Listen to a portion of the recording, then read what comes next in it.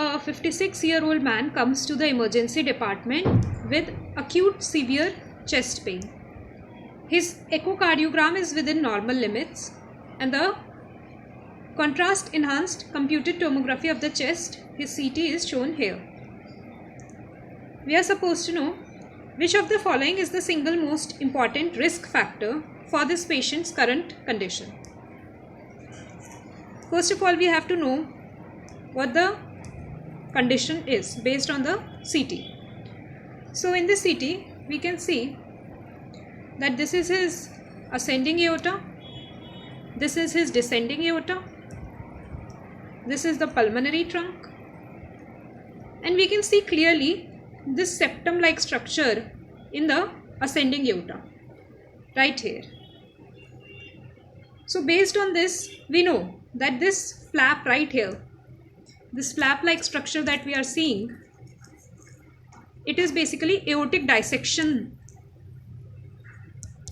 that we are dealing with. This flap is nothing but the tunica intima that has separated from the wall. So this is the wall of the aorta, let's say, and tunica intima, like the inner layer of the blood vessel, it has separated and has come here. And they are asking us what is like the risk factor for this condition. So in the options, we have got diabetes mellitus. Now diabetes can cause atherosclerosis, and atherosclerosis can lead to aortic aneurysm, but not particularly aortic dissection, right? So it can lead to atherosclerosis. And aortic aneurysm. Other than that, diabetes can also cause hypertension. That's another thing that diabetes mellitus is a risk factor for.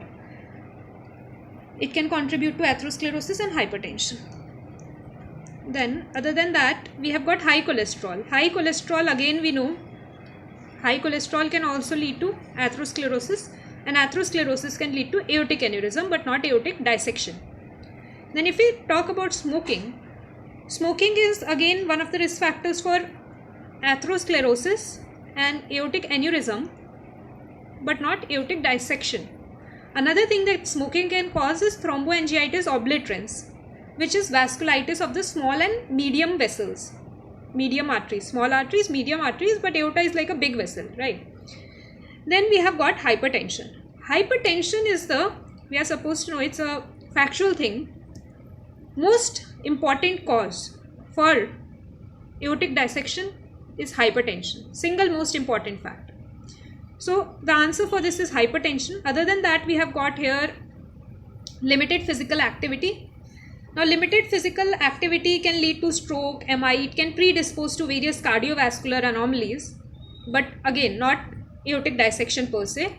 Then spirochete infection. Spirochete infection can lead to like tertiary syphilis, let's take from example. So treponema pallidum, it is a spirochete. What happens in tertiary syphilis is endarthritis, spirochetal endarthritis, in which the vasa vasorum of the blood vessels is affected. Like even for the blood vessels, we have got tiny blood vessels, and those are known as vasa vasorum. So vasa vasorum of the adventitia gets affected by these spirochetal organisms, and because of that the wall gets weakened and we again end up getting aortic aneurysm. Aortic aneurysm because of the weakening of the wall, because spirochetes are affecting the vasa vasorum. Then after that, we know from now that the answer for this question is basically hypertension, and what we had to know in this question is that from the image we had to diagnose that okay, there's this flap which is basically like the intima of the blood vessel, and because the intima is separated, we are dealing with aortic dissection. Let us now delve a little bit deeper into the topic of aortic dissection. So here we have got in this image depicting the various types of dissections that can happen. So we have got type A dissection, type B dissection, and in type A dissection you'll see that the aortic arch, all this region is involved. Only the aortic arch region can be involved. Other than that, the descending aorta is also involved, right? So it is extending through and through. from the aortic arch to the descending aorta, it is extending. And because it is extending like this in such a pattern, and it is so close to like the ascending aorta, and ascending aorta is also getting involved. Like let's say the heart is here somewhere, very crude diagram, but let's say the heart is here and we have the aortic valves here.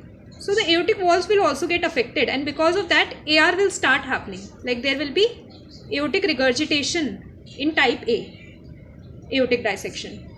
Other than that, the blood, it is coming down towards the valves. It can also accumulate in the pericardium. It can accumulate in the pericardial space. Like if the heart is here, the blood after the dissection, ascending aorta, descending aorta, it is going to accumulate.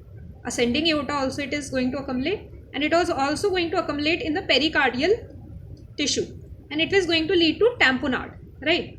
So basically aortic arch descending aorta is involved in type A, and it can lead to aortic regurgitation and it can lead to tamponade. That we should know. And because it is such a severe condition, it can lead to tamponade also and aortic regurgitation also. The main surgical intervention has to be done. Like it cannot be controlled that much medically. We have to do surgical intervention for type A aortic dissection. Then coming on to type B. In type B, we can see that only the descending aorta is involved. This is the subclavian artery and this is the descending aorta portion. So it is around this thing that the blood is accumulating. So only the descending aorta below the subclavian artery is involved, and because it is not that extensive, we can manage it for some time at least until it extends further with beta blockers. We can manage it with beta blockers. We can manage it with beta blocker and vasodilators. Some of the complications that can happen when we are having aortic dissection, one of them is hemodynamic instability.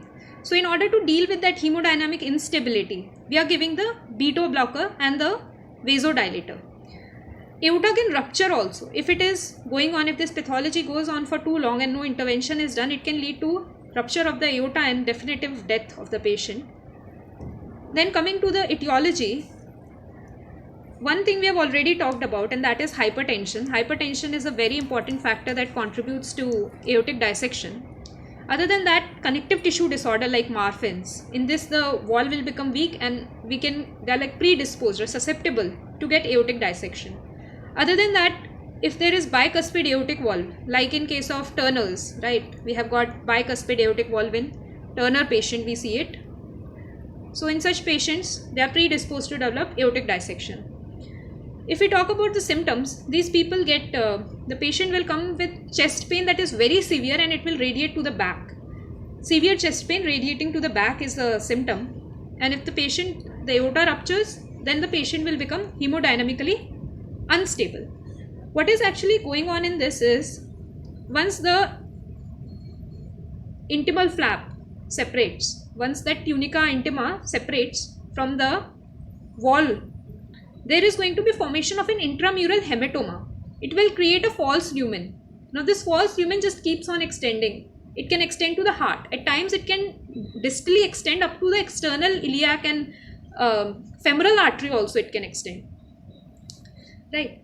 So that's all about aortic dissection.